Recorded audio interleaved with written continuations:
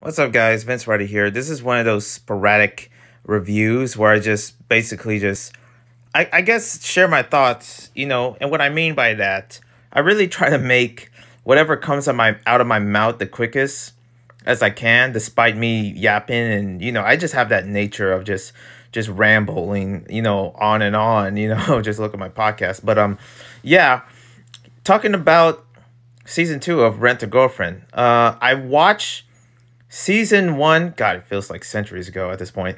A few years ago, when it was, the first episode was released, I came back to it out of a sense of boredom and also just to fill in my anime binge. So this is one of those moments where I talk about something that I never thought I would come back, being Rent a Girlfriend.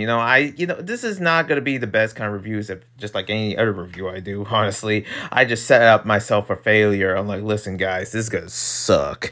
But no, I don't think it does. Look at all the videos I made.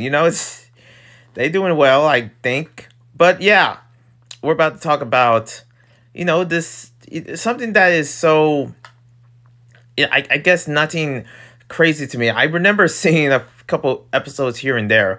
The thing is that maybe it's because of Kazuya that I just can't stand when I watch each episode. I just feel like I'm tired of seeing main male characters that are, well, usually straight, but also that are likely to actually just fail and flop and be that shy type that they usually are, in a sense.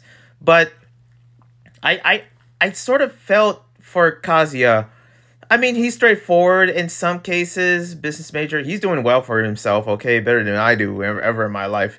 But he is just beyond shyness and everything. I know there's situations, especially with Ruka, which we're gonna get in a minute. But there's situations that he's in where I'm just like, this is supposed to be a moment, and maybe this is me in a sense. I guarantee you, if I was younger or something, that I would actually be like very, chill, very chill, and also, but even a younger me, like, I probably wouldn't. I don't know. I guess Kazuya is just way too related, or either too shy and ridiculous, where to the point where I'm just like, dude, just take the chance. What are you doing?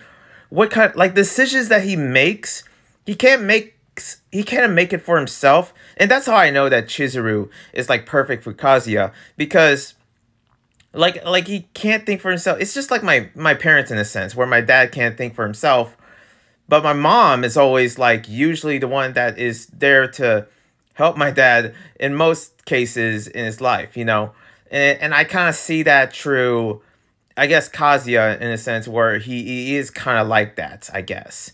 And I like the character. I don't really like the character, I'm gonna be honest. What am I saying? I'm trying to be nice. I really am. But I just can't stand him, in a sense, maybe because I don't know what anyone would go through this situation of just, having 4 girls fall in love with this one man that actually literally doubts himself. Like, I'm ugly, I'm this, I'm that, oh, such a creep, oh, this and that. And I could be wrong in most of these. This is just how the style of my review is set up for failure. But Kazuya, like, it's just probably one of those moments where it's a growing point for him.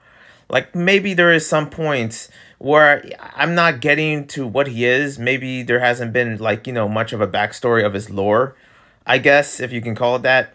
But this one, especially in the finale of this particular season of Rent a Girlfriend, man, the layers behind Chizuru is deep. And it's almost, listen, any kind of, like, anyone going through that in a young age it's hard to actually go through. I know I've been through it, like, earlier this year.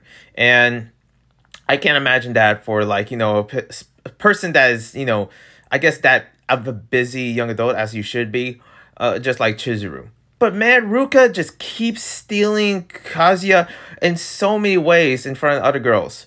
Straight, like, treats Kazuya like a freaking football. Marshawn Lynch out here, NFL quarterback, just guarding the ball as hard as she can. Like, that's Ruka in so many ways, where, like, even lashing out against Mami.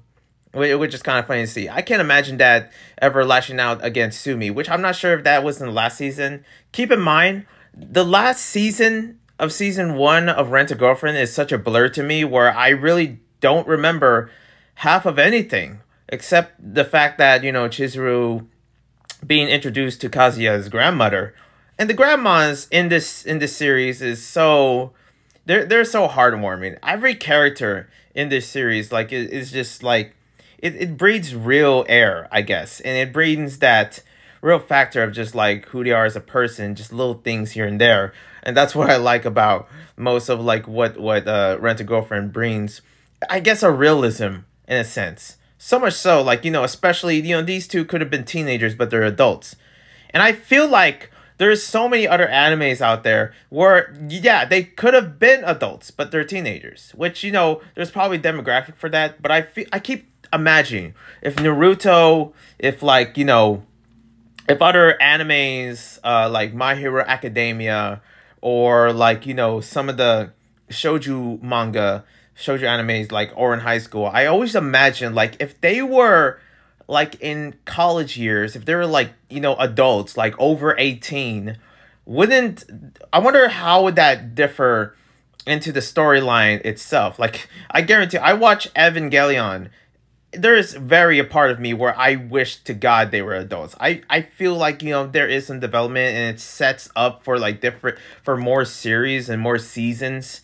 And that's why you gotta start them, I guess, young in a sense. But I just wish that, what would it be like to see characters from Negima or in high school if they were freaking adults, my age, like young adults and just sort of like experiencing life very differently compared to how they are as a teenager. Like, I always wonder maybe I'm so used to that mostly because on Webtoon there's a lot of series where a lot of love interest and here and there are adults, probably in their 30s, probably in a older age. But when it comes down to most of like what it is when it, Rent a Girlfriend, it's just fresh. It's fresh to actually see them as, morally like young adults, because maybe they, it just makes more sense, especially in the situation they're in, just how busy Chizuru is, especially how her childhood is explained through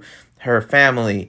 And I'm not gonna spoil it, but it gets deep, and it's such a cute and adorable series that I enjoy.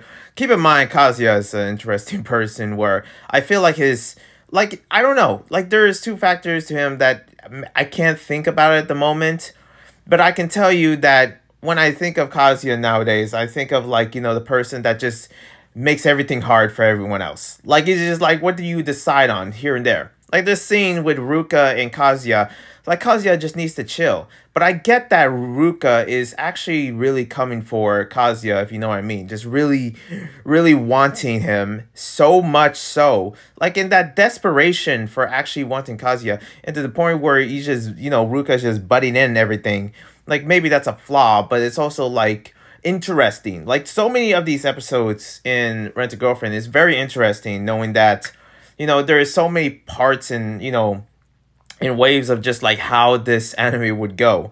And maybe I could be, just optimistic of just like what I'm seeing here and there, because again, I didn't take notes. I'm when it comes down to reviews, taking notes is probably more easier.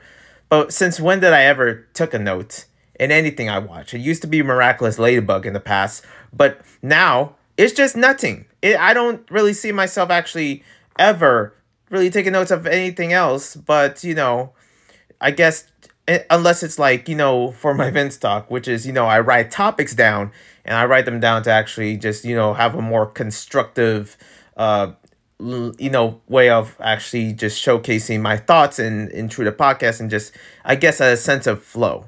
But I don't know about this one. This is just my thoughts, I just love, like, coming back to Rent a Girlfriend, there is a reason to come back more. It's heartwarming, it's deep, it's like, mysterious in some cases and here and there.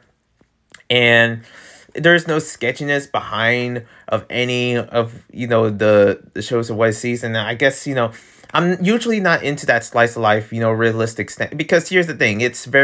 There's nothing fictional in in this particular show, these characters, Kazuya, Chizuru, like maybe not in an extreme sense now thinking about it, wouldn't actually adapt to normal people nowadays. I'm trying to think to myself, there could be a Sumi out there, but I don't know if that's actually true, because I'm thinking like Sumi probably is like, if you're an adult, there's a lot of things you have to worry about other than, who you're in love with and stuff like that.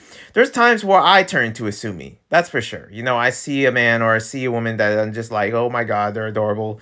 They're hot, they're cute, or something like that. And I'm just like, I get really shy to the point where it's really just overwhelming for me. It's dangerously overwhelming, and it feels like I'm about to pass out when I'm basically like, just madly in love. And maybe that's in some sense Kazuya in a way that could relate to Sumi, but in a male way of actually falling in love.